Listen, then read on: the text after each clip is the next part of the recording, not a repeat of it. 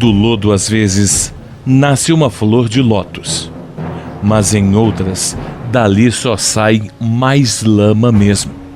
Foi o que aconteceu em junho de 2005, quando o deputado Roberto Jefferson denunciou o Mensalão em entrevista à jornalista Renata Loprestes na Folha. Da CPI que investigou o caso e de outras apurações que surgiram as histórias que chegaram a ameaçar a continuidade do governo Lula. Jefferson disse na entrevista que o PT pagava uma mesada de 80 mil a deputados. Em troca, eles se comprometiam a aprovar projetos do governo Lula. Esse dinheiro chegava a Brasília, pelo que sei, em malas. Ele disse ter se oposto ao esquema. Eu digo que sou contra. Mas reconheceu ter recebido 4 milhões como parte de um acordo entre o PTB, seu partido, e o PT. Sim, para o partido. Ele mandou um assessor guardar a grana em um cofre. Nunca disse o que foi feito com o dinheiro. Segundo ele, o valor era para ajudar candidatos do PTB nas eleições municipais de 2004. Havia uma razão para a história, digamos, desabrochar naquele momento. Era um jeito de Jefferson retaliar o que via como ataque de seus adversários. Desconfiava que o governo estava espalhando acusações de que gente ligada ao PTB aprontava nos Correios. Ficou evidente que era uma ação para atingir o PTB e encobrir o PT. Percebi uma ação articulada para colocar no colo do PTB o cadáver da corrupção nos Correios. Quando me senti acuado, parti para as acusações. Explicar o Mensalão não é fácil. O processo no Supremo sobre o caso tem 50 mil páginas. Uma das dificuldades é determinar como o esquema começou. Tudo indica que os primeiros acordos foram fechados durante a campanha presidencial de 2002. A história, segundo o depoimento, é esta. Lula queria o empresário José Alencar como vice, mas para isso precisava negociar com seu partido, o PL. Lula e Alencar se reuniram em um apartamento em Brasília com os outros dirigentes partidários. O deputado Valdemar Costa Neto era o presidente do PL. Estava preocupado porque a aliança com os petistas impediria o partido de fazer acordos com outras siglas no estado. Valdemar, meu companheiro, você é o nosso problema. Não vou prejudicar nosso pessoal todo em troca de uma aliança. O tesoureiro do PT, Delúbio Soares de Castro, também estava na reunião e chamou Valdemar para uma conversa reservada. Vamos sair porque essa conversa é entre políticos e não entre candidatos. Lula ficou com o vice, José Alencar. Delúbio e Valdemar negociam. Vamos acertar por 10 milhões? Feito, o acordo foi fechado e Lula ganhou as eleições. Mas o dinheiro do PL só apareceu no ano seguinte. Alô, Valdemar? É o Delúbio. Dá um pulo em Belo Horizonte. Ou manda alguém da sua confiança nesse endereço que eu vou te passar e procurar a Dona Simone. Delúbio continuou cuidando do dinheiro do PT depois da posse de Lula na presidência. Mas quem pôs o Mensalão de pé foi um empresário mineiro que pouca gente conhecia, Marcos Valério, sócio das agências de publicidade SMPB e DNA. Segundo a Procuradoria-Geral da República, ele montou um esquema para desviar recursos e distribuir o dinheiro ao PT e aos partidos aliados.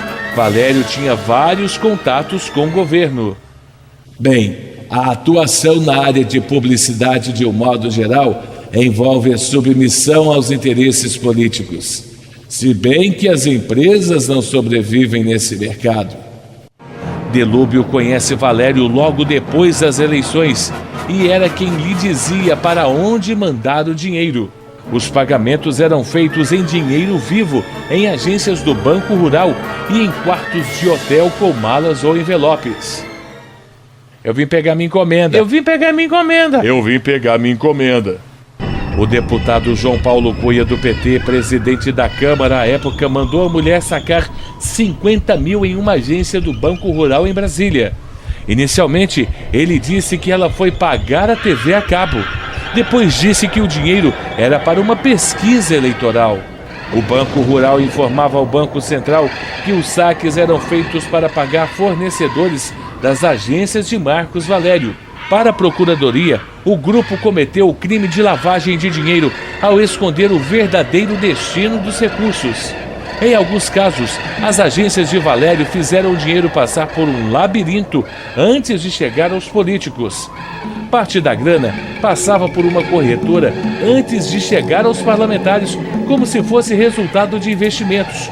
Uma bolada também passou em paraísos fiscais.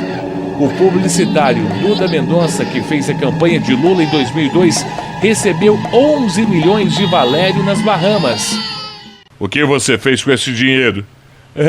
Não tem condições de responder, eu não me lembro. O depoimento de Duda Mendonça à CPI dos Correios e a confirmação de Valério de que o dinheiro tinha sido distribuído abalaram a estratégia do governo de negar o mensalão. Mentira! É golpe! É mentira! É invenção da imprensa! A dúvida é de onde vieram os valores. As investigações sugerem que circulam pelo esquema pelo menos 140 milhões. A primeira versão defendida por Valério na TV foi que eram empréstimos. Sim, os valores eram empréstimos de dois bancos, o Rural e o BMG. Dr. Delúbio Soares que me pediu que fizesse o empréstimo. Nunca foi relacionado a nenhum mensalão. A Procuradoria, porém, desconfia. As condições dos empréstimos eram excepcionais, não havia garantias adequadas e eles só começaram a ser cobrados depois que o escândalo veio à tona. Valério já tinha feito coisas parecidas antes. Em 1998, ele usou um esquema semelhante para repassar 11 milhões para a campanha do tucano Eduardo Azeredo em Minas Gerais. Azeredo e Valério são réus em outro processo na Justiça Federal por causa disso. É o chamado mensalão tucano. Peritos da Polícia Federal quebraram a cabeça para descobrir de onde vinha o dinheiro do mensalão petista. Eles concluíram que os recursos tinham sido desviados dos contratos de Marcos Valério com o governo e que tais empréstimos eram apenas uma cortina de fumaça. O maior contrato era com o Banco do Brasil. A Procuradoria diz que boa parte do dinheiro foi desviada porque não encontrou provas de que tenha sido gasto como alegado com ações de publicidade. Henrique Pisolato era diretor de marketing do banco e uma das pessoas que recebeu dinheiro do esquema. Segundo a Polícia Federal, ele mandou um office boy buscar 336 mil no Banco Rural. A turma do mensalão está sendo julgada, entre outras acusações, por formação de quadrilha. Segundo a Procuradoria, havia um poderoso chefão por trás de tudo. Em depoimento, Roberto Jefferson apontou um dos ícones da esquerda brasileira como líder do esquema, o então ministro da Casa Civil. Eu digo que o José Dirceu era o chefe sem nenhum erro. Tudo que tratei na presidência do PT foi homologado na Casa Civil. Na época, Jefferson prestou um depoimento com o olho roxo e inchado. Resultado, disse, da queda de um armário em seu apartamento. Eram conversas republicanas e não republicanas, incompatíveis com a função que ele ocupava. Quem presidia o PT na época era José Genuíno, também réu no processo.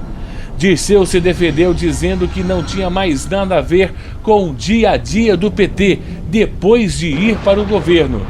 Mesmo assim, deixou o ministro e voltou para a Câmara, que cassou seu mandato de deputado federal em 2005. Se houve algum ato isolado de corrupção no governo, não posso ser responsabilizado. Não recebi vantagens indevidas. Tenho consciência de que estou sendo julgado não por meus eventuais erros, mas pelo que represento na história da esquerda. Mas onde entra o ex-presidente nessa história? Eu avisei 2 vezes o presidente Lula sobre o esquema. Segundo Jefferson, o primeiro aviso teria sido em março de 2005, numa reunião no Palácio do Planalto. Roberto Jefferson e o PTB. Não está bem, presidente. O Zé Disseu não tem palavra e eu tenho contra mim essa tentação do mensalão. Mas o que é mensalão, Roberto? O que você tá falando? Jefferson falou mais sobre a cena em depoimento à CPI dos Correios. As lágrimas desceram dos olhos dele. Ele levantou e me deu um abraço e me mandou embora.